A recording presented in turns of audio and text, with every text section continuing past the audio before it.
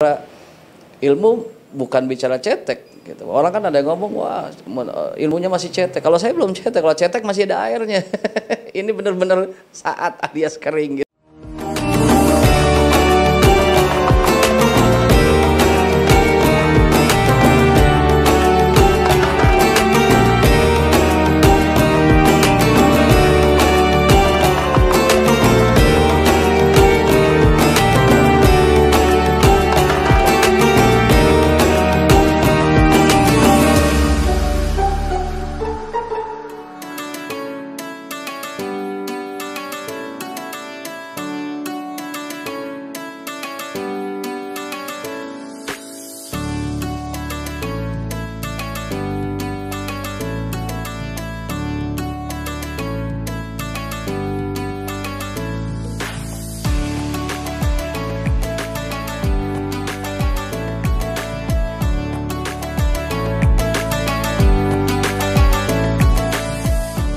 Berawal dari tahun 2002 ikut program spontan waktu itu bersama Bang Komeng ya.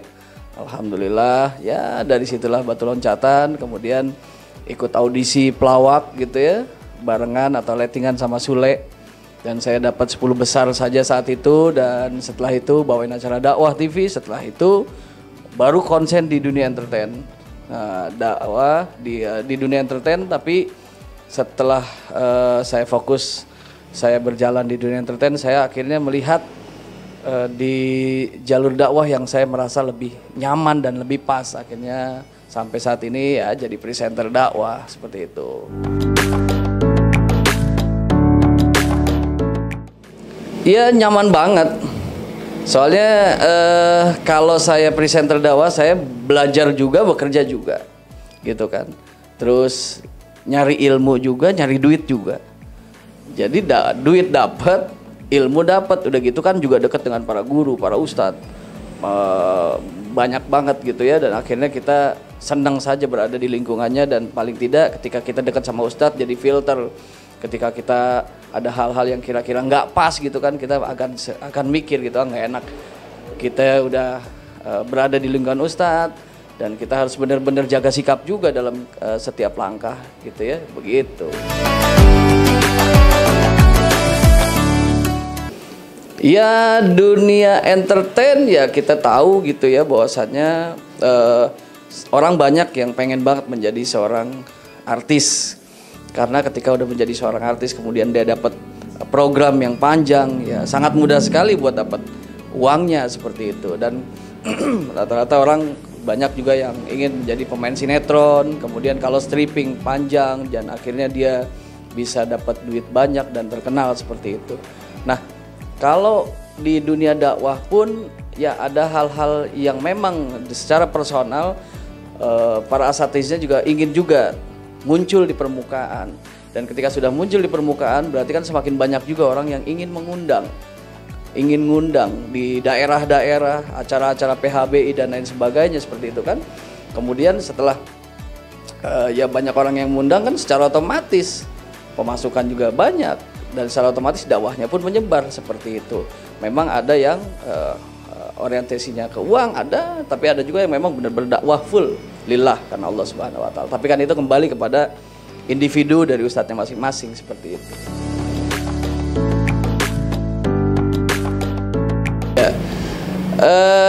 Jadi perjalanannya itu setelah saya di dunia entertain komedi ya, lebih konsen di komedi saat itu.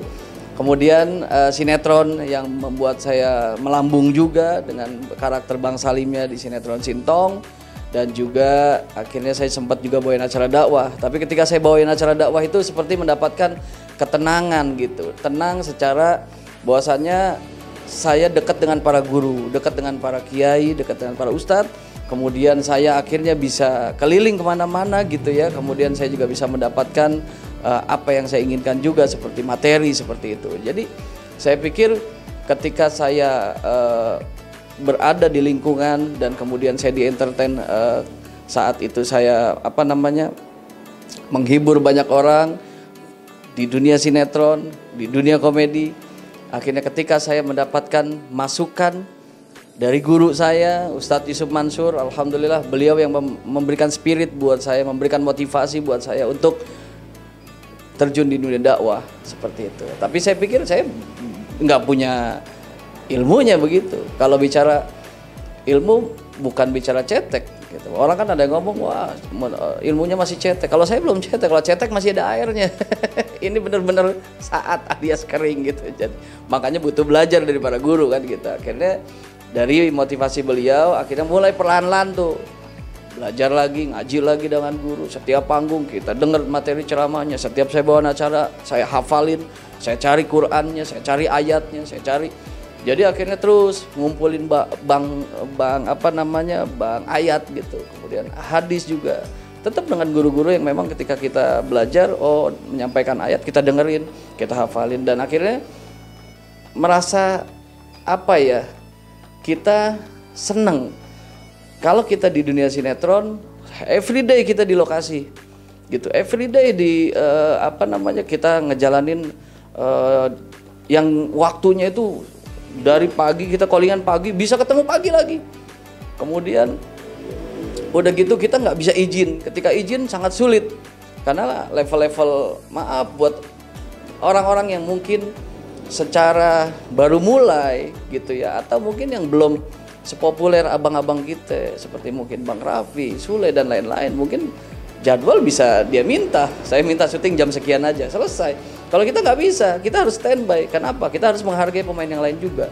Bukan berarti mereka tidak menghargai, mereka memang sudah punya waktunya. Jadi malah yang di lokasi yang harus bisa menghargai orang-orang yang memang sudah berada di posisi itu. Jadi kalau setiap hari di lokasi kayaknya mulailah berpikir saya terlalu ngoyo di dunia sinetron.